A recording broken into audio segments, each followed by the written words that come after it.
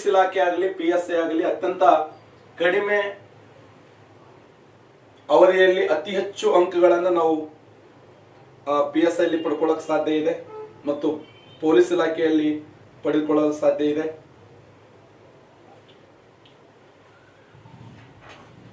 ಪ್ರಾಕೃತಿಕ ಭೂಗೋಳಶಾಸ್ತ್ರದಲ್ಲಿ ನಾನು ಪ್ರಾಕೃತಿಕ ಭೂಗೋಳಶಾಸ್ತ್ರದ ಪಿತಾಮಹ ನಿಮಗೆಲ್ಲ ಗೊತ್ತದೆ. ಜಿಯೋಗ್ರಫಿಯಲ್ಲಿ ಪ್ರಾಚೀನ ಭೂಗೋಳಶಾಸ್ತ್ರದ ಪಿತಾಮಹ ಯಾರು ಅಂದ್ರೆ ಎರಾಸ್ತಾನಿಸ್ ಅಂತ ಹೇಳಿ. ಎರಾಸ್ತಾನಿಸನನ್ನ ಪ್ರಾಚೀನ ಭೂಗೋಳಶಾಸ್ತ್ರದ ಪಿತಾಮಹ ಅಂತ ಕರೆದ್ರೆ, ಆಧುನಿಕ ಭೂಗೋಳಶಾಸ್ತ್ರದ ಪಿತಾಮಹ ಯಾರಂದ್ರೆ Alexander von Humboldt. Alexander von Humboldt ಅವರನ್ನ ಆಧುನಿಕ ಭೂಗೋಳಶಾಸ್ತ್ರದ ಪಿತಾಮಹ. ಪ್ರಾಚೀನ ಭೂಗೋಳಶಾಸ್ತ್ರದ ಪಿತಾಮಹ ಯಾರಂದ್ರ ಎರಾಸ್ತಾನಿಸ್ ಅವರನ್ನ ಪ್ರಾಚೀನ ಭೂಗೋಳಶಾಸ್ತ್ರದ ಪಿತಾಮಹ. ಆಧುನಿಕ ಭೂಗೋಳಶಾಸ್ತ್ರದ ಪಿತಾಮಹ ಅಂದ್ರ ಅಲೆಕ್ಸಾಂಡರ್ ವಾನ್ ಹಂಬೋಲ್ಟ್. ಜಿಯೋಗ್ರಫಿಯ ಮೂಲ ಅಂಶಗಳನ್ನು ತೆಗೆದುಕೊಂಡಾಗ ಸಾಮಾನ್ಯವಾಗಿ ಇವ್ರು ಹೇಳ್ತಾ ಇದ್ರು ಜಿಯೋಗ್ರಫಿ ಅಂದ್ರ ಜಿಯೋ ಎಂದರೆ ಭೂಮಿ, ಗ್ರಾಫಿ ಅಂದರೆ ಅಧ್ಯಯನ, ಭೂಮಿಯನ್ನು ಕುರಿತು ಅಧ್ಯಯನ ಮಾಡುವ ಶಾಸ್ತ್ರವನ್ನ ಜಿಯೋಗ್ರಫಿ ಅಂತ ಹೇಳಿದವರು ಎರಾಸ್ತಾನಿಸ್. ಆದರೆ ಅಲೆಕ್ಸಾಂಡರ್ ವಾನ್ ಹಂಬೋಲ್ಟ್ ಅವ್ರು ಏನ್ ಮಾಡ್ತಾರಂದ್ರೆ, ನೋಟ್ಸ್ ಮಾಡ್ಕೊಳ್ಳಿ ಎಲ್ಲರೂ, ಅನವಶ್ಯಕವಾಗಿ ಯಾರು SMS ಮಾಡಬಾರದು. ಅಲೆಕ್ಸಾಂಡರ್ ವಾನ್ ಹಂಬೋಲ್ಟ್ ಅವ್ರು ಏನ್ ಹೇಳ್ತಾರಂದ್ರೆ, ಜಿಯೋಗ್ರಫಿ ಅಂದ್ರೆ ಕೇವಲ ಭೂಮಿ ಅಲ್ಲ, ನಾವು 4 ಗೋಳಗಳನ್ನು ಕುರಿತು ಅಧ್ಯಯನ ಮಾಡ್ತೀವಿ. ಒಂದು ಭಾಗ ಶಿಲಾಗೋಳ, ಇನ್ನೊಂದು ಭಾಗ ವಾಯುಗೋಳ, ಇನ್ನೊಂದು ಭಾಗ ಜಲಗೋಳ. ಒಂದು ಕಡೆ ಶಿಲಾಗೋಳ ಇದೆ, ಶಿಲಾಗೋಳವನ್ನ ಲಿಥೋಸ್ಪಿಯರ್ ಅಂತ ಕರಿತೀವಿ.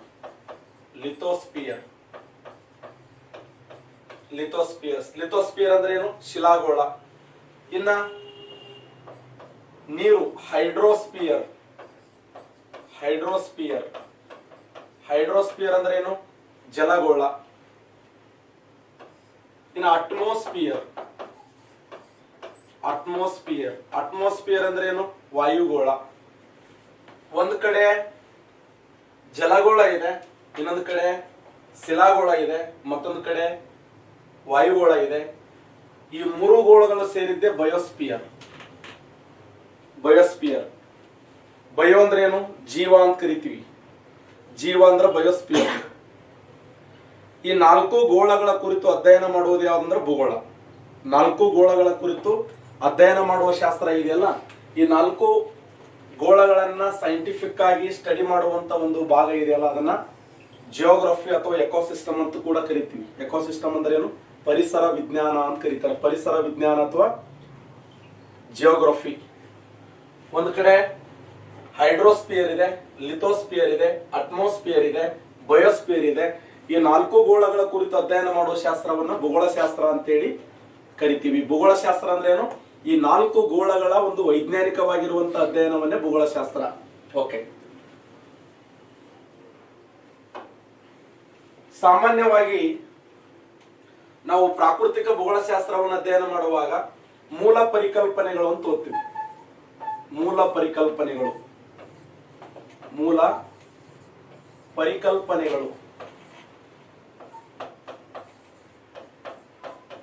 ಏನ್ ಸರ? ಮೂಲ ಪರಿಕಲ್ಪನೆಗಳಂದ್ರೆ ಏನು? ಭೂಗೋಳಶಾಸ್ತ್ರದ ಮೂಲ ಪರಿಕಲ್ಪನೆಗಳಲ್ಲಿ ಏನನ್ನ ಅಧ್ಯಯನ ಮಾಡ್ತೀವಿ ಅಂದ್ರೆ, ಅತ್ಯಂತ ಮುಖ್ಯವಾಗಿರುವಂತಹ ಅಂಶಗಳನ್ನು ತೆಗೆದುಕೊಂಡಾಗ ನಂಬರ್ 1 ಅಕ್ಷೆಯನ್ನು ಅಧ್ಯಯನ ಮಾಡ್ತೀವಿ. ಅಕ್ಷೆ. ನಂಬರ್ 2 ಕಕ್ಷೆ. ನಂಬರ್ 3 ಅಕ್ಷಾಂಶ. ನೆಕ್ಸ್ಟ್ 1 ರೇಖಾಂಶ. ಅಕ್ಷೆ, ಕಕ್ಷೆ, ಅಕ್ಷಾಂಶ, ರೇಖಾಂಶ. ಬೋರ್ಡ್ ಮೇಲೆ ಬರೀದು ಸ್ಪಷ್ಟವಾಗಿ ಅರ್ಥ ಆಗ್ತಾ ಇದೆಯಲ್ಲ? ಅಕ್ಷೆ, ಕಕ್ಷೆ, ಅಕ್ಷಾಂಶ, ರೇಖಾಂಶ. ಓಕೆ. ಅಕ್ಷೆ ಅಂದ್ರೆ ಏನು? ಅಕ್ಷೆ ಅಂದ್ರ ಸೌರಮಂಡಲದ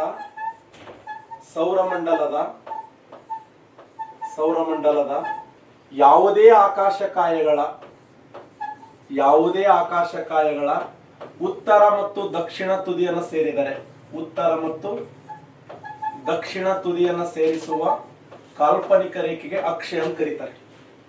ಸೌರಮಂಡಲದ ಯಾವುದೇ ಆಕಾಶಕಾಯಗಳು ಅಂದ್ರೆ ಬರೇ ಭೂಮಿ ಅಂತ ಅಷ್ಟೇ ಅಲ್ಲ, ಯಾವುದೇ ಆಕಾಶಕಾಯ, ಭೂಮಿ ಆಗಿರಬಹುದು, ಸೂರ್ಯ ಆಗಿರಬಹುದು, ಚಂದ್ರ ಆಗಿರಬಹುದು, ಇತರೆ ಆಕಾಶಕಾಯಗಳಾಗಿರಬಹುದು, ಯಾವುದೇ ಆಗಿರಬಹುದು, ಸೌರಮಂಡಲವನ್ನು ಒಳಗೊಂಡು ವಿಶ್ವದ ಯಾವುದೇ ಆಗಿರಬಹುದು, ಗೇಲಾಕ್ಷಿಗಳಾಗಿರಬಹುದು, ಯಾವ ಬೇಕಾದನ್ನು ಪರಿಗಣಿಸಿದಾಗ ಸೌರಮಂಡಲದ ಯಾವುದೇ ಆಕಾಶಕಾಯಗಳ ಉತ್ತರ ಹಾಗೂ ದಕ್ಷಿಣ ತುದಿಯನ್ನು ಸೇರಿಸುವಂತ ಕಾಲ್ಪನಿಕ ರೇಖೆ ಇದೆಯಲ್ಲ, ಆ ಕಾಲ್ಪನಿಕ ರೇಖೆಗೆ ಏನಂತ ಕರಿತೀವಿ ಅಂದ್ರೆ ಅಕ್ಷೆ ಅಂತ ಕರಿತೀವಿ. ಸೌರಮಂಡಲದ ಯಾವುದೇ ಆಕಾಶಕಾಯಗಳ ಉತ್ತರ ಹಾಗೂ ದಕ್ಷಿಣ ತುದಿಯನ್ನು ಸೇರಿಸುವ ಕಾಲ್ಪನಿಕ ರೇಖೆಗೆ ಅಕ್ಷೆ. ಕಕ್ಷೆ ಅಂದ್ರೆ ಏನು? ಕಕ್ಷೆ ಅಂತಂದ್ರ ಸೌರಮಂಡಲದ ಒಂದು ಆಕಾಶಕಾಯ ಇನ್ನೊಂದು ಆಕಾಶಕಾಯವನ್ನು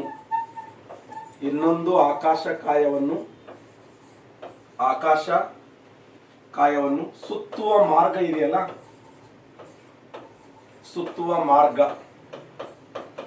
ಆ ಸುತ್ತುವ ಮಾರ್ಗ ಅಥವಾ ಪಥವನ್ನು ಏನಂತ ಕರೀತಾರೆ ಅಂದ್ರೆ ಕಕ್ಷೆ ಅಂತ ಕರೀತಾರೆ. ಕಕ್ಷಾ ಮಾರ್ಗ. ಒಂದು ಸೌರಮಂಡಲದ ಯಾವುದೇ ಒಂದು ಆಕಾಶಕಾಯ ಇನ್ನೊಂದು ಆಕಾಶಕಾಯವನ್ನು ಸುತ್ತುವಂತ ಮಾರ್ಗ ಇದೆಯಲ್ಲ, ಆ ಪಥವನ್ನ ಕಕ್ಷಾ ಮಾರ್ಗ ಅಂತ ಕರೀತಾರೆ. ಸೌರಮಂಡಲದ ಯಾವುದೇ ಆಕಾಶಕಾಯಗಳ ಉತ್ತರ ಹಾಗೂ ದಕ್ಷಿಣ ತುದಿಯನ್ನು ಸೇರಿಸುವ ಕಾಲ್ಪನಿಕ ರೇಖೆಗೆ ಅಕ್ಷೆ. ಉದಾಹರಣೆ, ಈಗ ಚಂದ್ರ ಅದಾನೆ. ಚಂದ್ರ ಯಾರನ್ನ ಸುತ್ತಾನ ಅಂತಂದ್ರೆ ಭೂಮಿಯನ್ನು ಸುತ್ತಾನೆ. ಭೂಮಿ ಯಾರನ್ನ ಸುತ್ತದೆ? ಭೂಮಿ ಸೂರ್ಯನ ಸುತ್ತಾನೆ. ಸೂರ್ಯ ಯಾರನ್ನು ಸುತ್ತಾನ? ಸೂರ್ಯ ಹಾಲುಹಾದಿ ಗೆಲಾಕ್ಷಿಯನ್ನು ಸುತ್ತಾನೆ. ನೋಡಿ, ಚಂದ್ರ ಭೂಮಿಯನ್ನ ಸುತ್ತಾಕ್ತಾನೆ, ಭೂಮಿ ಸೂರ್ಯನ ಸುತ್ತಾಕ್ತಾನೆ, ಸೂರ್ಯ ಹಾಲುಹಾದಿ ಗೆಲಾಕ್ಷಿಯನ್ನು ಸುತ್ತಾಕ್ತಾನೆ. ಹೀಗೆ ಒಂದು ಆಕಾಶಕಾಯ ಇನ್ನೊಂದು ಆಕಾಶಕಾಯವನ್ನು ಸುತ್ತುವ ಮಾರ್ಗ ಇದೆಯಲ್ಲ, ಆ ಸುತ್ತುವ ಮಾರ್ಗವನ್ನು ಏನಂತ ಕರೀತಾರೆ ಅಂದ್ರೆ ಕಕ್ಷಾ ಮಾರ್ಗ ಅಂತ ಕರೀತಾರೆ. ಕಕ್ಷಾ ಮಾರ್ಗ. ಒಂದು ಆಕಾಶಕಾಯ ಇನ್ನೊಂದು ಆಕಾಶಕಾಯವನ್ನು ಸುತ್ತುವಂತ ಮಾರ್ಗ ಇದೆಯಲ್ಲ, ಆ ಮಾರ್ಗವನ್ನ ಕಕ್ಷಾ ಮಾರ್ಗ ಅಂತ ಹೇಳಿ ಕರಿತೀವಿ. ಉದಾಹರಣೆ, ಚಂದ್ರ ಭೂಮಿಯನ್ನ ಸುತ್ತಾಕ್ತಾನೆ, ಭೂಮಿ ಸೂರ್ಯನನ್ನ ಪಶ್ಚಿಮದಿಂದ ಪೂರ್ವಕ್ಕೆ ಸುತ್ತಾನೆ, ಸೂರ್ಯ ಹಾಲುಹಾದಿ ಗೆಲಾಕ್ಷಿಯನ್ನು ಸುತ್ತಾಕ್ತಾನೆ, ಹಾಲುಹಾದಿ ಗೆಲಾಕ್ಷಿ ಕೂಡ ಸುತ್ತದೆ. ಹೀಗೆ ಒಂದು ಆಕಾಶಕಾಯ ಇನ್ನೊಂದು ಆಕಾಶಕಾಯವನ್ನು ಸುತ್ತುವ ಮಾರ್ಗ ಇದೆಯಲ್ಲ, ಆ ಪಥವನ್ನ ಕಕ್ಷಾ ಮಾರ್ಗ ಅಂತ ಹೇಳಿ ಕರೀತೀವಿ. ನೆಕ್ಸ್ಟ್, ಅಕ್ಷಾಂಶ ಅಂದ್ರೆ ಏನು? Very important. ಅಕ್ಷಾಂಶ ಅಂದ್ರೆ ಏನು? ಇದು ನೋಡಿ,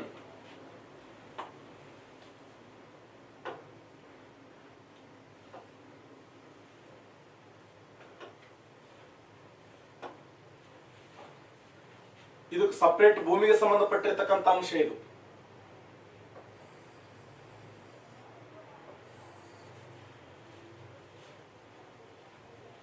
ಕಲರ್ ಕಾಣಿಸ್ತದ?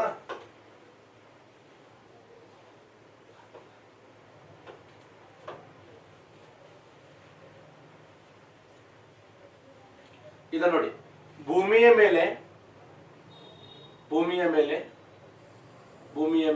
ಪಶ್ಚಿಮದಿಂದ ಪೂರ್ವಕ್ಕೆ ಏನ್ ನಿರ್ಧಾರ ಮಾಡಲು? ಸ್ಥಳ ನಿರ್ಧಾರ ಮಾಡಲು. ಭೂಮಿಯ ಮೇಲೆ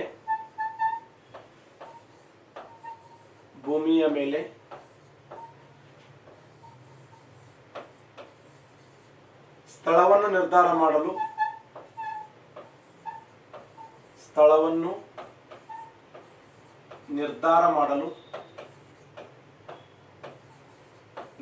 ಮಾಡಲು ಪಶ್ಚಿಮದಿಂದ ಪೂರ್ವಕ್ಕೆ ಎಳೆದ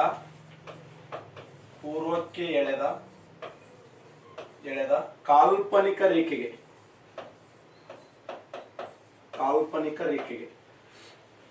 ಸ್ಥಳ. ಎರಡು ಸ್ಥಳಗಳ ನಡುವಿನ ದೂರವನ್ನು ತಿಳಿಯಲು ಭೂಮಿಯ ಮೇಲೆ ಸ್ಥಳ ಅಥವಾ ಎರಡು ಸ್ಥಳಗಳ ನಡುವಿನ ದೂರವನ್ನು ತಿಳಿಯಲು ಪಶ್ಚಿಮದಿಂದ ಪೂರ್ವಕ್ಕೆ ಎಳೆದ ಕಾಲ್ಪನಿಕ ರೇಖೆಗೆ ಏನಂತ ಕರಿತೀವಿ ಅಂದ್ರ ಅಕ್ಷಾಂಶ ಅಂತ ಕರಿತೀವಿ. ಅಕ್ಷಾಂಶ ಅಂದ್ರೆ ಏನು?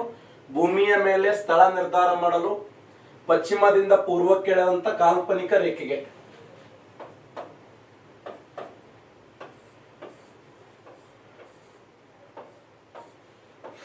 ನಾವೆಲ್ಲಿದೀವಪ್ಪ? ಭೂಮಿ ಮೇಲೆ ಪ್ರೆಸೆಂಟ್ ನಾವೆಲ್ಲಿದೀವಿ ಇದು ಹೇಳೋದೇ ಅಕ್ಷಾಂಶ.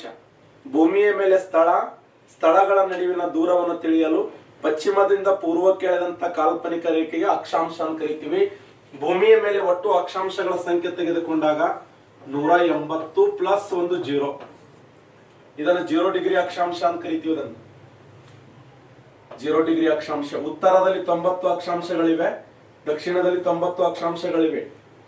ಇನ್ ನಾರ್ದರ್ನ್ ಹೆಮಿಸ್ಫಿಯರ್ 19 ಲ್ಯಾಟಿಟ್ಯೂಡ್, ಇನ್ ಸದರ್ನ್ ಹೆಮಿಸ್ಫಿಯರ್ 19 ಲ್ಯಾಟಿಟ್ಯೂಡ್. ಉತ್ತರದಲ್ಲಿ 90 ಅಕ್ಷಾಂಶಗಳು, ದಕ್ಷಿಣದಲ್ಲಿ 90 ಅಕ್ಷಾಂಶಗಳು.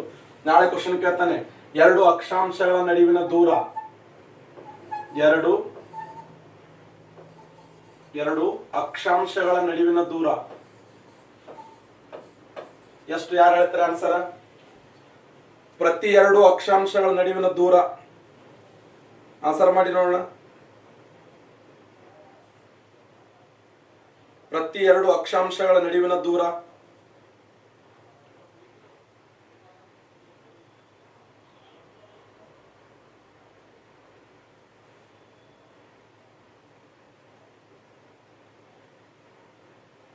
ಪ್ರತಿ ಎರಡು ಅಕ್ಷಾಂಶಗಳ ನಡುವಿನ ದೂರ ಎಷ್ಟು ಅಂತಂದ್ರ 111 ಕಿಲೋಮೀಟರ್. ಪ್ರತಿ ಎರಡು ಅಕ್ಷಾಂಶಗಳ ನಡುವಿನ ದೂರ ಎಷ್ಟಂದ್ರ 111 ಕಿಲೋಮೀಟರ್. 111 ಕಿಲೋಮೀಟರ್ ಎರಡು ಅಕ್ಷಾಂಶಗಳ ನಡುವಿನ ದೂರ ಅಂತೇಳಿ ಗುರುತಿಸ್ತೀವಿ. ಓಕೆನಾ? ಉತ್ತರದಲ್ಲಿ 90 ಅಕ್ಷಾಂಶಗಳಿವೆ, ದಕ್ಷಿಣದಲ್ಲಿ 90 ಅಕ್ಷಾಂಶಗಳನ್ನು ನೋಡ್ತೀವಿ. ಉತ್ತರದಲ್ಲಿ 90 ಅಕ್ಷಾಂಶ, ದಕ್ಷಿಣದಲ್ಲಿ 90 ಅಕ್ಷಾಂಶ, ಮಧ್ಯದಲ್ಲಿ 0 ಡಿಗ್ರಿ ಅಕ್ಷಾಂಶ. 0 ಡಿಗ್ರಿ ಅಕ್ಷಾಂಶ ಅಂದ್ರೆ ಒಂದೇ.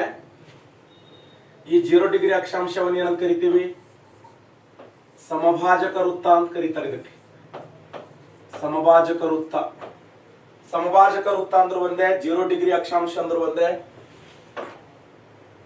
ಇದನ್ನು ಥರ್ಮಲ್ ಇಕ್ವೇಟಾರ್ ಅಂತ ಕರೀತಾರೆ. ಭೂಮಧ್ಯ ರೇಖೆ, ಸಮಭಾಜಕ ವೃತ್ತ ಅಥವಾ ಶಾಂತ ಕಠಿಣ ವಲಯ. ಶಾಂತ ಕಠಿಣ ವಲಯ, ಶಾಂತ ಕಠಿಣ ವಲಯ ಅಂದ್ರೆ ಒಂದೇ, ಸಮಭಾಜಕ ವೃತ್ತ ಅಂದ್ರೆ ಒಂದೇ, ಭೂಮಧ್ಯ ರೇಖೆ ಅಂದ್ರೆ ಒಂದೇ, ಥರ್ಮಲ್ ಇಕ್ವೇಟಾರ್ ಅಂದ್ರೆ ಒಂದೇ, ಮಹಾ ಅಕ್ಷಾಂಶ ಅಂದ್ರೆ ಒಂದೇ. ಇದಕ್ಕೆ ಏನಂತ ಕರೀತಾರ? ITCZ ಅಂತ ಕರೀತಾರ ನೋಡಿ. ITCZ. ITCZ ಅಂದ್ರೆ ಏನು? Inter tropical convergence zone. Inter tropical convergence zone. Inter tropical convergence zone ಅಂದ್ರೆ ಏನು? ಅಂತರುಷ್ಣ ಅಭಿಸರಣ ವಲಯ ಅಂತ ಕರೀತಾರೆ. ಅಂತರುಷ್ಣ ಅಭಿಸರಣ ವಲಯ, ಅಂತರುಷ್ಣ ಅಭಿಸರಣ ವಲಯ, ಅಂತರುಷ್ಣ ಅಭಿಸರಣ ವಲಯ ಅಂದ್ರ ಇಂಟರ್ ಟ್ರಾಫಿಕಲ್ ಕನ್ವರ್ಜೆನ್ಷನ್ ಝೋನ್ ಅಂದ್ರೆ ಒಂದೇ, ಅಂತರುಷ್ಣ ಅಭಿಸರಣ ವಲಯ ಅಂದ್ರೆ ಒಂದೇ, 0 ಡಿಗ್ರಿ ಅಕ್ಷಾಂಶ ಅಂದ್ರೆ ಒಂದೇ, ITCZ ಅಂದ್ರೆ ಒಂದೇ, ಸಮಭಾಜಕ ವೃತ್ತ ಅಂದ್ರೆ ಒಂದೇ. ಭೂಮಿಯ ಮೇಲೆ ಸ್ಥಳ ನಿರ್ಧಾರ ಮಾಡಲು ಅಥವಾ ಎರಡು ಸ್ಥಳಗಳ ನಡುವಿನ ದೂರವನ್ನು ತಿಳಿಯಲು ಪಶ್ಚಿಮದಿಂದ ಪೂರ್ವಕ್ಕೆ ಎಳೆದ ಕಾಲ್ಪನಿಕ ರೇಖೆಗೆ ಏನಂತ ಕರೀತಾರ ಅಂದ್ರ ಅಕ್ಷಾಂಶ ಅಂತ ಕರೀತಾರೆ. ಭೂಮಿಯ ಮೇಲೆ ಒಟ್ಟು ಅಕ್ಷಾಂಶಗಳ ಸಂಖ್ಯೆ ಎಷ್ಟಂದ್ರ, ಭೂಮಿಯ ಮೇಲೆ ಒಟ್ಟು ಅಕ್ಷಾಂಶಗಳ ಸಂಖ್ಯೆ 180 ಪ್ಲಸ್ 0 ಅಂತೇಳಿ ಗುರುತಿಸ್ತೀವಿ.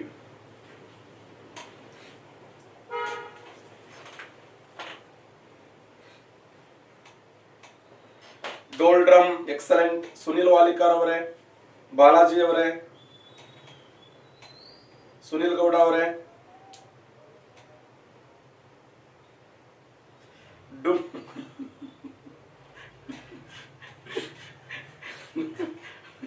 ಡೋಲ್ ಡ್ರಮ್ ಅಟ್ಟೆ ಅದು, ಡುಮ್ ಅಲ್ಲ ಅದು. ಡುಮ್ ಅಂದ್ರೆ ಮಂದಿ ಹೆಂಗತ್ತದ ಅದು? ಯಾರಾದ್ರ ಇಲ್ಲಿ ಡುಮ್ ಅಲಕ್?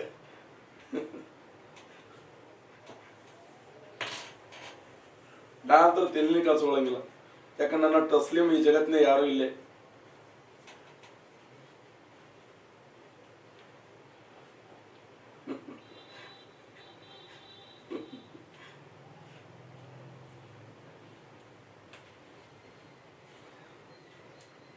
ಹಾಗಾದ್ರೆ 0 ಡಿಗ್ರಿ ಅಕ್ಷಾಂಶದ ಮೇಲೆ ಇದರ ಮೇಲೆ ಹೆಂಗ್ ಕ್ವಶನ್ ಕೇಳಬಹುದು? ಇದು ನೋಡಿ, 0 ಡಿಗ್ರಿ ಅಕ್ಷಾಂಶ ಇದೆಯಲ್ಲ, ಅಕ್ಷಾಂಶ. ಈ 0 ಡಿಗ್ರಿ ಅಕ್ಷಾಂಶ ಎಷ್ಟು ದೇಶಗಳ ಮೇಲೆ ಹಾದು ಹೋಗಿದೆ ಅಂತ ಕೇಳಿದ್ರೆ ಟೋಟಲ್ ಇದು 13 ದೇಶಗಳ ಮೇಲೆ ಹಾದು ಹೋಗಿದೆ ನೋಡಿ.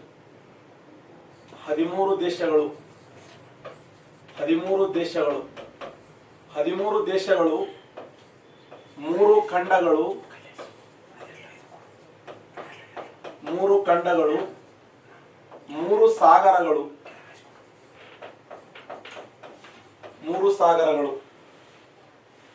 13 ದೇಶಗಳು, 3 ಖಂಡಗಳು,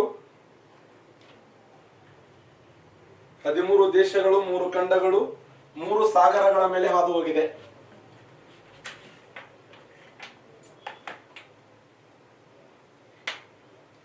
ಏನ್ ಮಾಡ್ತೇವೆ?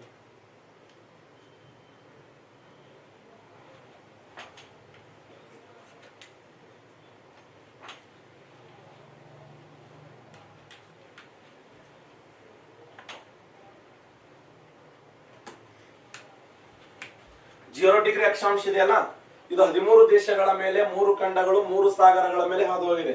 ಆ 13 ದೇಶಗಳ ಯಾವ ಸಾಗರಗಳ ತುಳ 3 ಸಾಗರಗಳು ಯಾವಂದ್ರ, ನಂಬರ್ 1 ಪೆಸಿಫಿಕ್ ಸಾಗರ, ಅಟ್ಲಾಂಟಿಕ್ ಸಾಗರ, ಮತ್ತೆ ಹಿಂದೂ ಮಹಾಸಾಗರ, ಇಂಡಿಯನ್ ಓಷಿಯನ್, ಹಿಂದೂ ಮಹಾಸಾಗರ. ಪೆಸಿಫಿಕ್ ಸಾಗರ, ಅಟ್ಲಾಂಟಿಕ್ ಸಾಗರ, ಹಿಂದೂ ಮಹಾಸಾಗರ, 3 ಸಾಗರಗಳು. 3 ಖಂಡಗಳು ಯಾವುವು? 3 ಖಂಡಗಳು ಯಾವಂದ್ರ, ಒಂದು ದಕ್ಷಿಣ ಅಮೆರಿಕ, ದಕ್ಷಿಣ ಅಮೆರಿಕ, 2 ಆಫ್ರಿಕಾ, ಆಫ್ರಿಕಾ, 3 ಏಷ್ಯಾ ಖಂಡ. ಹೌದು, ದಕ್ಷಿಣ ಅಮೆರಿಕದ ಎಷ್ಟು ದೇಶಗಳ ಮೇಲೆ ಅಂತಂದ್ರೆ 4 ದೇಶಗಳು, ಆಫ್ರಿಕಾ ಖಂಡದ ಎಷ್ಟು ದೇಶಗಳು? 6 ದೇಶಗಳು, ಏಷ್ಯಾ ಖಂಡದ 3 ದೇಶಗಳ ಮೇಲೆ ಹಾದು ಹೋಗಿದೆ. ದಕ್ಷಿಣ ಅಮೆರಿಕದ 4 ದೇಶಗಳು, ಆಫ್ರಿಕಾ ಖಂಡದ 6 ದೇಶಗಳು, ದಕ್ಷಿಣ ಅಮೆರಿಕದ 3 ದೇಶಗಳು, 3 ದೇಶ, 7 ದೇಶ, 3 ದೇಶ, 3 7 3. ದಕ್ಷಿಣ ಅಮೆರಿಕದ 3 ದೇಶಗಳು ಯಾವುವು ಹೇಳಬಹುದಾ? ದಕ್ಷಿಣ ಅಮೆರಿಕದ 3 ದೇಶಗಳು ಯಾವುವು? ನಾ ಹೇಳ್ತೇನೆ ನೋಡಿ. ದಕ್ಷಿಣ ಅಮೆರಿಕದ 3 ದೇಶಗಳು ಯಾವಂದ್ರ, 1 ಬ್ರೆಜಿಲ್, ಬ್ರೆಜಿಲ್, ಇಕ್ವೆಡಾರ್, ಇಕ್ವೆಡಾರ್, ಬ್ರೆಜಿಲ್, ಇಕ್ವೆಡಾರ್, ಮತ್ತೆ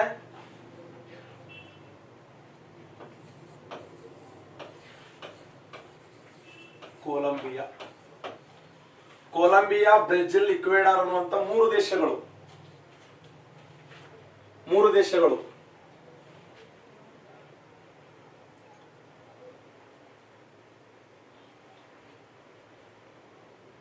ನೆಕ್ಸ್ಟ್ ಆಫ್ರಿಕಾ ಖಂಡದ 7 ದೇಶಗಳು ಯಾವುವು? ಆಫ್ರಿಕಾ ಖಂಡದ 7 ದೇಶಗಳು ಯಾವಂದ್ರ, 1 republic of Congo, republic of Congo, democratic republic of Congo, republic of Congo, democratic republic of Congo, ಮತ್ತೆ ಸುಮಟದ್ ಮತ್ತು ಪ್ರಿನ್ಸದ್, ಸುಮ್ಟಬ್ ಮತ್ತು ಪ್ರಿನ್ಸದ್, ಗಬನ್, ಗಬನ್, ಉಗಂಡಾ, ಉಗಂಡಾ, ಸೊಮಾಲಿಯಾ, ಸೊಮಾಲಿಯಾ. ಇನ್ನೊಂದು ರಾಷ್ಟ್ರ ಯಾವುದು? ಇನ್ನೊಂದು ದೇಶ republic of Congo, democratic republic of Congo, Sao Tome and Principe, Gabon, Uganda, Somalia. ಇನ್ನೊಂದು ರಾಷ್ಟ್ರ ಯಾರು ಗುರುತಿಸ್ತೀರಿ?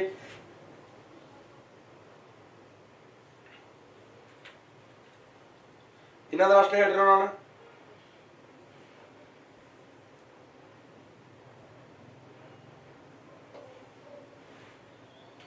ಎಕ್ಸಲೆಂಟ್. ಅನುರಾಧ ಅವರೇ ಕರೆಕ್ಟ್ ಆನ್ಸರ್. ರೇವಣಸಿದ್ಧ ಪೂಜಾರಿ ಅವರೇ, ಡೋಲು ರಾಠೋಡ್ ಅವರೇ, ಸ್ವಪ್ನ ಅವರೇ, ಮಂಜುನಾಥ್ ಪಾಟೀಲ್ ಅವರೇ, ಪವಿತ್ರ ಅವರೇ, ರುಕ್ಮಾ ಅವರೇ correct answer. Kenya right answer ನೋಡಿ.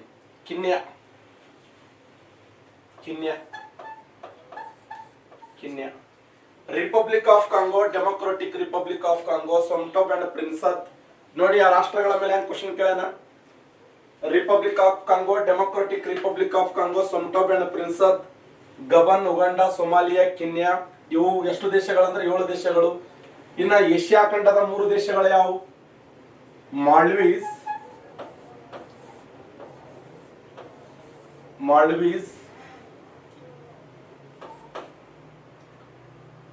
ಮತ್ತೆ ಕಿರವಾಟಿ,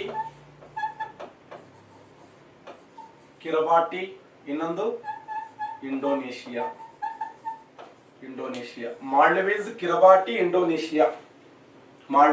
ಕಿರವಾಟಿ, ಇಂಡೋನೇಷಿಯಾ ನೆನ್ಪಿಡಿ.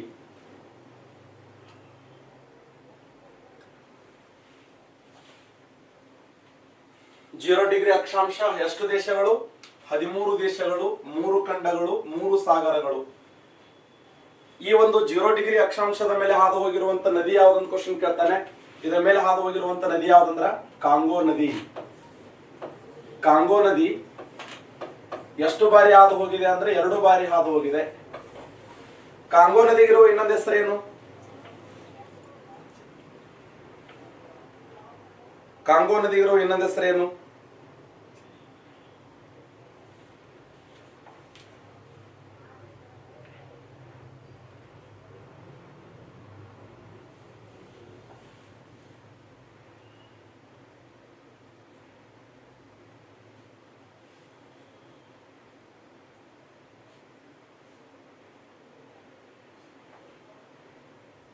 ಎಕ್ಸಲೆಂಟ್ ನರೇಂದ್ರ ಅವರೇ. S, very good. ಪವಿತ್ರ ಅವರೇ, ಗಣೇಶ್ ಪಾಂಡೆ ಅವರೇ, ಅಮಿತಾ ಅವರೇ, ಮೇಘಾ ಅವರೇ, ನವೀನ್ ಹಿರೇಮಠ ಅವರೇ, ಗುಡ್. ಈ ನದಿ ಕೂಡ ಏನಿಲ್ಲ ಅಂದ್ರ ನದಿ ಮುಖಜ ಭೂಮಿ ಇಲ್ಲ. ಹೆಂಗ ನಮ್ಮ ದೇಶದಲ್ಲಿ ನರ್ಮದಾ ನದಿಗೆ ನದಿ ಮುಖಜ ಭೂಮಿ ಇಲ್ಲಲ್ಲ, ಅದೇ ತರ ಇದಕ್ಕೆ ಈ ನದಿ ಕೂಡ ನದಿ ಮುಖಜ ಭೂಮಿ ಇಲ್ಲ. ಕಾಂಗೋ ನದಿಗಿರುವ ಇನ್ನೊಂದು ಹೆಸರೇ ಜೈರೆ ನದಿ. ಜೈರೆ ನದಿ ಅಂದ್ರೂ ಒಂದೇ, ಕಾಂಗೋ ನದಿ ಅಂದ್ರೂ ಒಂದೇ. 13 ದೇಶಗಳು, 3 ಖಂಡಗಳು, 3 ಸಾಗರಗಳ ಮೇಲೆ ಹಾದು ಹೋಗಿರುವಂತಹ ಅಕ್ಷಾಂಶ ಯಾವ್ದಂದ್ರ 0 ಡಿಗ್ರಿ ಅಕ್ಷಾಂಶ. 0 ಡಿಗ್ರಿ ಅಕ್ಷಾಂಶ.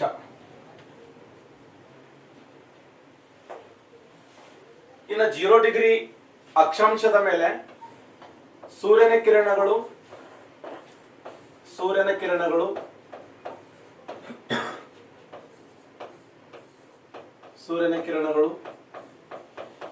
ನೇರವಾಗಿ ಬೀಳುವ 2 ದಿನಗಳು. ನೇರವಾಗಿ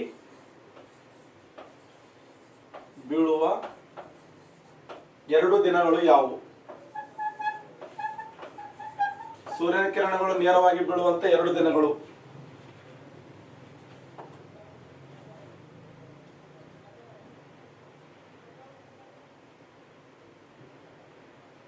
Balaji correct answer. Suresh correct answer. ಸೂರ್ಯನ ಕಿರಣಗಳು ನೇರವಾಗಿ ಬೀಳುವಂತ ದಿನಗಳು ಎಷ್ಟಂದ್ರೆ 2 ದಿನಗಳು ನೋಡಿ. ಆ 2 ದಿನಗಳು ಯಾವಂದ್ರೆ ಒಂದು ಮಾರ್ಚ್ 21, ಇನ್ನೊಂದು ಸೆಪ್ಟೆಂಬರ್ 23. ಮಾರ್ಚ್ 21 ಸೆಪ್ಟೆಂಬರ್ 23 ಅದಲ್ಲ, ಇದು ಸೂರ್ಯನ ಕಿರಣಗಳು ಸಮಭಾಜಕ ವೃತ್ತದ ಮೇಲೆ ನೇರವಾಗಿ ಬೀಳುವಂತ 2 ದಿನಗಳಂತ ಹೇಳಿ ಗುರುತಿಸ್ತೀವಿ. ಸೂರ್ಯನ ಕಿರಣಗಳು ಸಮಭಾಜಕ ವೃತ್ತದ ಮೇಲೆ ನೇರವಾಗಿ ಬೀಳುವಂತ 2 ದಿನಗಳು ಯಾವಂದ್ರ ಒಂದು ಮಾರ್ಚ್ 21, ಇನ್ನೊಂದು ಸೆಪ್ಟೆಂಬರ್ 23. ಈ ಮಾರ್ಚ್ 21 ಸೆಪ್ಟೆಂಬರ್ 23 ಇದೆಯಲ್ಲ, ಭೂಮಿಯ ಮೇಲೆ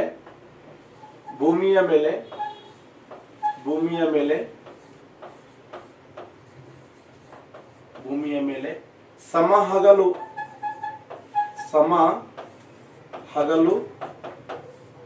ಮತ್ತು ಸಮರಾತ್ರಿ ಇರುವ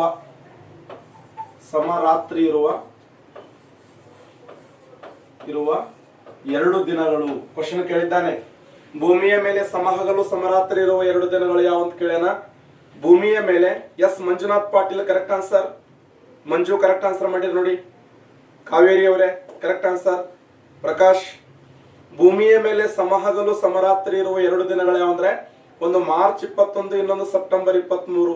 ಈ ಮಾರ್ಚ್ 21 ಸೆಪ್ಟೆಂಬರ್ 23 ಇದಕ್ಕೆ ಏನಂತ ಕರೀತಾರೆ ಅಂತ ಸ್ಪೆಷಲ್ ಆಗಿ ಕ್ವಶನ್ ಕೇಳ್ಯಾನ. ಇದಕ್ಕ ವಿಷವತ್ಸುಲ ರೇಖೆ ಅಂತ ಕರೀತಾರೆ. ಇದನ್ನ ವಿಷವತ್ಸುಲ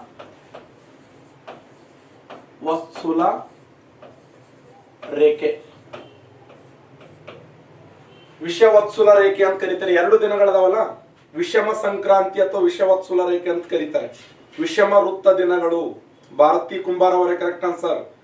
ವಿಷಮ ವೃತ್ತ ದಿನಗಳಂದ್ರೆ ಒಂದೇ, ವಿಷವತ್ಸುಲ ಅಂದ್ರೆ ಒಂದೇ.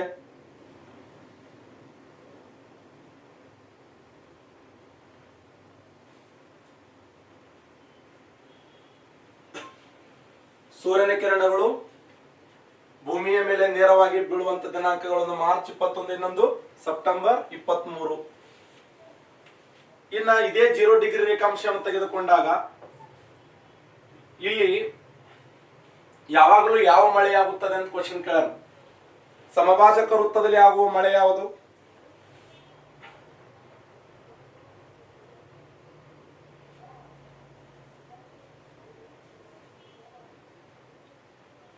ಸಮಭಾಜಕ ವೃತ್ತದಲ್ಲಿ ಆಗುವ ಮಳೆ ಹೆಸರೇನು?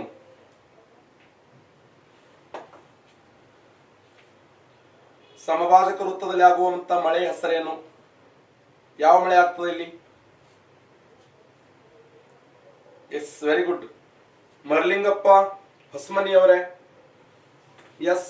ನಂದ ಜೀವ ಅವರ ಕರೆಕ್ಟ್ ಆನ್ಸರ್ ಮಾಡಿದ್ದೀರಿ. ಹೆಸರು ಚೇಂಜ್ ಮಾಡ್ಕೊರಿ, ಕೊಡಿ ನಂದ ಜೀವ. ಪರಿಸರಣ ಮಳೆ ನೋಡಿ,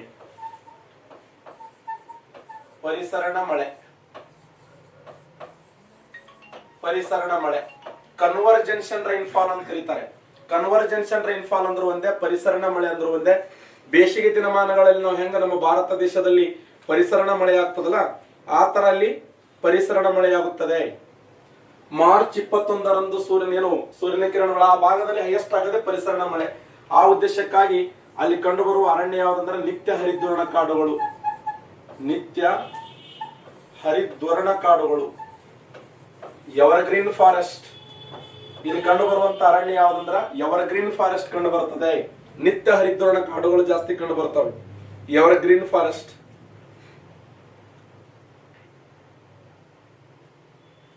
ಈ ಭಾಗದಲ್ಲಿ ಕಂಡು ಬರುವಂತ ಅರಣ್ಯದ ಹೆಸರು ಏನಂದ್ರ ನಿತ್ಯ ಹರಿದ್ವರ್ಣ ಕಾಡುಗಳು. ಸಾಕಷ್ಟು ಬಾರಿ ರಿಪೀಟ್ ಆಗಿರುವಂತ ಪ್ರಶ್ನೆ ಇದು. ಸಮಭಾಜಕ ವೃತ್ತ, ಉತ್ತರಾರ್ಧಗೋಳ ಮತ್ತು ದಕ್ಷಿಣಾರ್ಧಗೋಳಗಳನ್ನ 2 ಭಾಗ ಮಾಡುವಂತ ಅಕ್ಷಾಂಶ ಅಂದ್ರೆ ಇದು ಸಮಭಾಜಕ ವೃತ್ತ. ಇಂಪಾರ್ಟೆಂಟ್. ಭೂಮಿಯ ಮೇಲೆ ಸಮಹಗಲು ಸಮರಾತ್ರಿ ಇರುವಂತ 2 ದಿನಗಳಂತೇಳಿ ಗುರುತಿಸ್ತೀವಿ. ನೆಕ್ಸ್ಟ್ ಹೋಗೋಣ.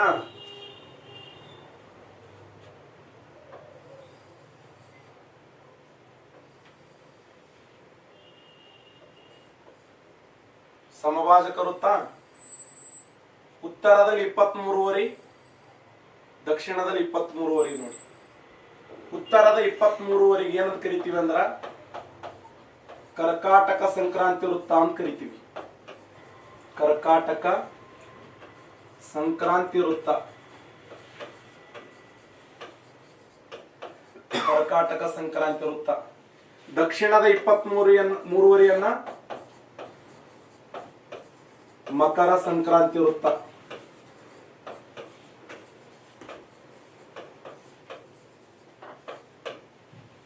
ಮಧ್ಯದಲ್ಲಿ 0 ಡಿಗ್ರಿ. ಉತ್ತರದ 23.5 ಅಕ್ಷಾಂಶವನ್ನ ಉತ್ತರದ 23.5 ಅಕ್ಷಾಂಶವನ್ನ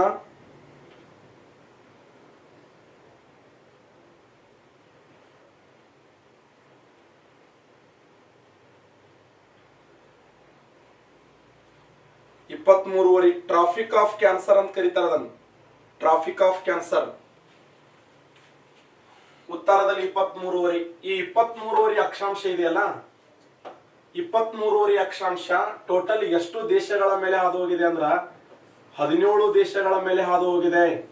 3 ಖಂಡಗಳು 3 ಸಾಗರಗಳು ಸೇಮ್. 3 ಖಂಡಗಳು ಯಾವುವು? ಉತ್ತರ ಅಮೆರಿಕ, ಆಫ್ರಿಕಾ ಮತ್ತೆ ಏಷ್ಯಾ ಖಂಡ. ಉತ್ತರ ಅಮೆರಿಕ, ಆಫ್ರಿಕಾ ಮತ್ತು ಏಷ್ಯಾ ಖಂಡ 3 ಖಂಡಗಳ ಮೇಲೆ ಹಾದು ಹೋಗ್ಯದ. 3 ಖಂಡಗಳು ಯಾವಂದ್ರ ಒಂದು ಉತ್ತರ ಅಮೆರಿಕ, ಆಫ್ರಿಕಾ ಮತ್ತು ಏಷ್ಯಾ ಖಂಡ.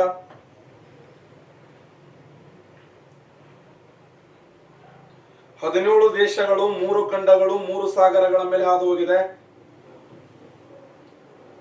ಉತ್ತರ ಅಮೆರಿಕ, ಆಫ್ರಿಕಾ ಖಂಡ, ಏಷ್ಯಾ ಖಂಡ.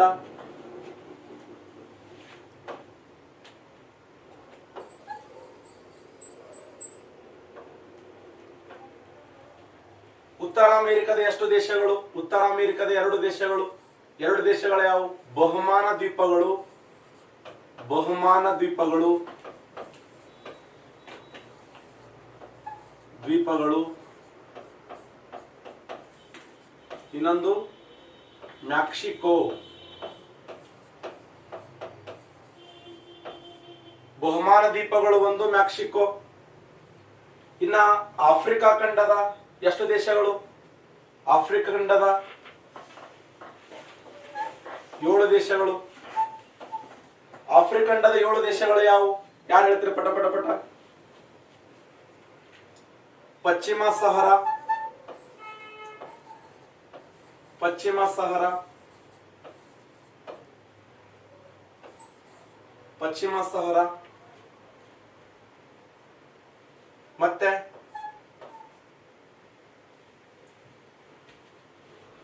ಹೇಳ್ತೀರಿ ರಾಷ್ಟ್ರಗಳು? ಪಶ್ಚಿಮ ಸಹರಾ ಕರೆಕ್ಟ್ ಇದೆ.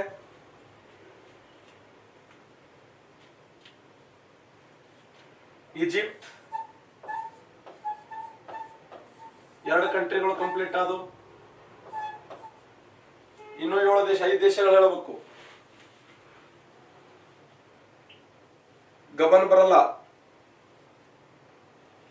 ಅನುರುದ್ಧ correct answer. Niger correct answer. Aniruddha Niger, Niger correct ಇದೆ.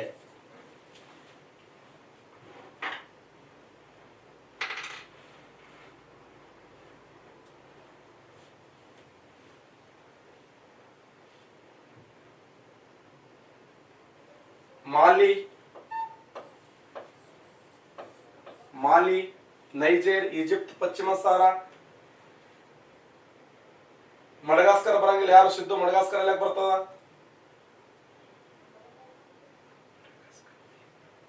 Libya correct answer. Libya, Libya. ಇನ್ನು 2 ಕಂಟ್ರಿಗಳು.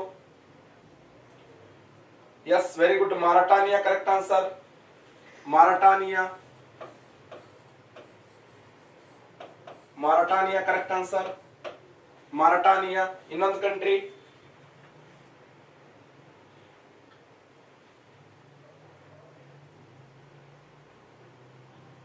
Very good. Algeria right answer ನೋಡಿ. ಅಲ್ಜೇರಿಯಾ.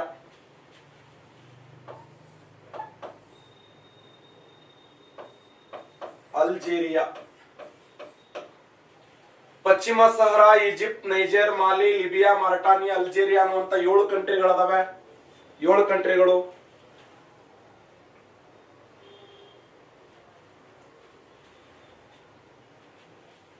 ಉತ್ತರ ಅಮೆರಿಕದಲ್ಲಿ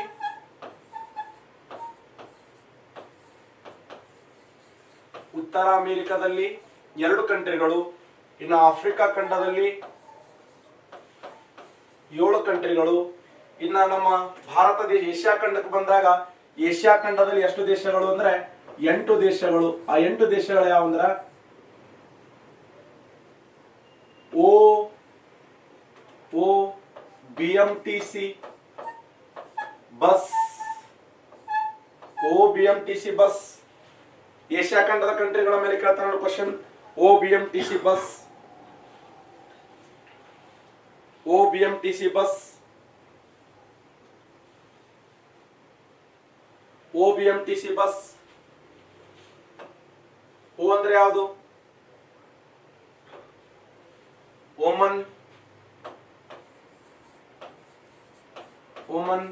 ಕಾಣಿಸ್ತಾ ಹ್ಯಾಂಡ್ ರೈಟಿಂಗ್ ಅದು ಕಾಣಂಗಿಲ್ಲ.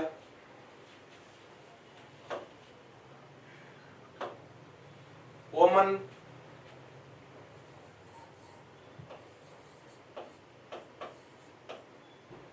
ಬಾಂಗ್ಲಾದೇಶ್, ಬಾಂಗ್ಲಾದೇಶ್. ಎಂ ಅಂದ್ರೆ ಮಯನ್ಮಾರ್. ಟಿ ಅಂದ್ರೆ ತೈವಾನ್.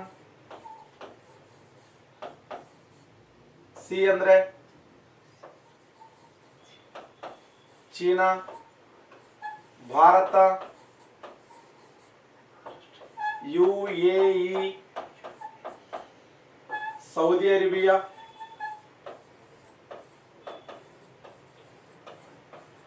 ನೋಡಿ 8 ಕಂಟ್ರಿಗಳದಾವ ನೋಡಿ. OBMTC ಬಸ್,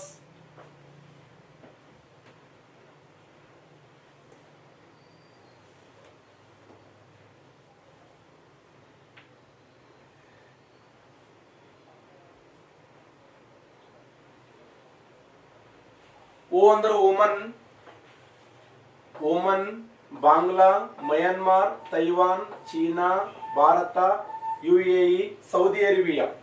ಟೋಟಲ್ ಎಷ್ಟು ಕಂಟ್ರಿಗಳಂದ್ರೆ 8 ಕಂಟ್ರಿಗಳು. ಇನ್ನೊಂದು ವಿಶೇಷ ಏನಂತಂದ್ರೆ ಇದು ಹೆಂಗ ಉತ್ತರಾರ್ಧಗೋಳದಲ್ಲಿ ಅತ್ಯಂತ ಮುಖ್ಯವಾಗಿರುವಂತ ಅಕ್ಷಾಂಶ ಇದೆಯೋ ಅಷ್ಟೇ ಮುಖ್ಯವಾಗಿ ಭಾರತಕ್ಕೆ ಸಂಬಂಧಪಟ್ಟದ್ದು. ನಮ್ಮ ಭಾರತ ದೇಶದ ಎಷ್ಟು ರಾಜ್ಯಗಳ ಮೇಲೆ ಹಾದು ಹೋಗಿದೆ ಅಂದ್ರೆ ಭಾರತ ದೇಶದ 8 ರಾಜ್ಯಗಳ ಮೇಲೆ ಹಾದು ಹೋಗಿದೆ. ಆ ರಾಜ್ಯಗಳು ಯಾವಂದ್ರ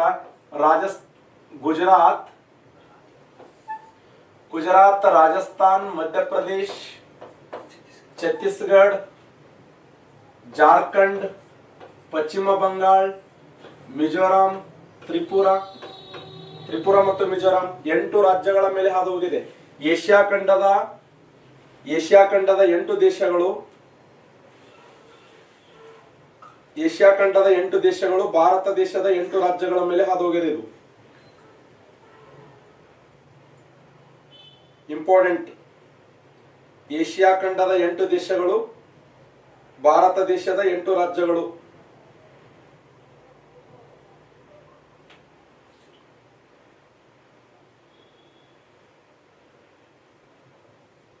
ಯಾರು ಸೈಡ್ ಹೋಗಿ ಬರೆದು ಕೊಳಕ್ ಕಾಣುತ್ತಿಲ್ಲ.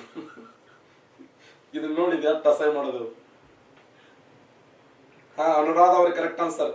ಪಮ್ಮಿ ಮಗ ರಾಜ ಛತ್ರಿ ಕರೆಕ್ಟ್ ಆನ್ಸರ್. ಏಷ್ಯಾ ಖಂಡದ 8 ದೇಶಗಳು, ಭಾರತ ದೇಶದ 8 ರಾಜ್ಯಗಳು.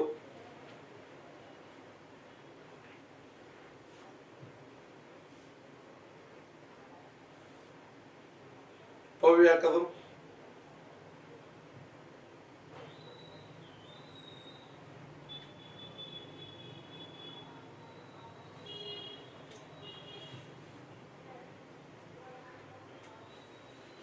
ಗರಂ ಚಪಾತಿ ಮಜಾನು ಕರೆಕ್ಟ್ ಅದು. ನವೀನ ನೀ ಅದನ್ನೇ ಪರ್ಫೆಕ್ಟ್ ಆಗ.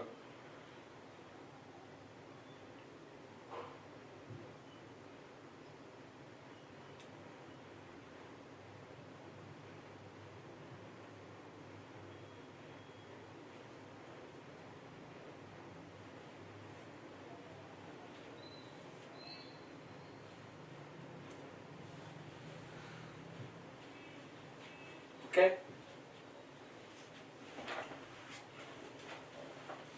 ಉತ್ತರ ಭಾರತ ಹಾಗೂ ದಕ್ಷಿಣ ಭಾರತಗಳನ್ನು ವಿಭಾಗ ಮಾಡುವಂತ ಅಕ್ಷಾಂಶ ಇದು. ಕರ್ಕಾಟಕ ಸಂಕ್ರಾಂತಿ ಇರುತ್ತೆ. ಇದಕ್ಕೆ ಟ್ರಾಫಿಕ್ ಆಫ್ ಕ್ಯಾನ್ಸರ್ ಅಂತೇಳಿ ಕರಿತೀವಿ. ಇಲ್ಲಿಗೆ ಸರ್ ಕ್ಲಾಸ್ ಸಾಕಂತಾರು. ನೆಕ್ಸ್ಟ್ ಕ್ಲಾಸ್ ನಲ್ಲಿ ಇದರ ಮುಂದುವರಿದ ಭಾಗವನ್ನು ಡಿಸ್ಕಸ್ ಮಾಡ್ತೀನಿ, ಭಾಗ 2ರಲ್ಲಿ.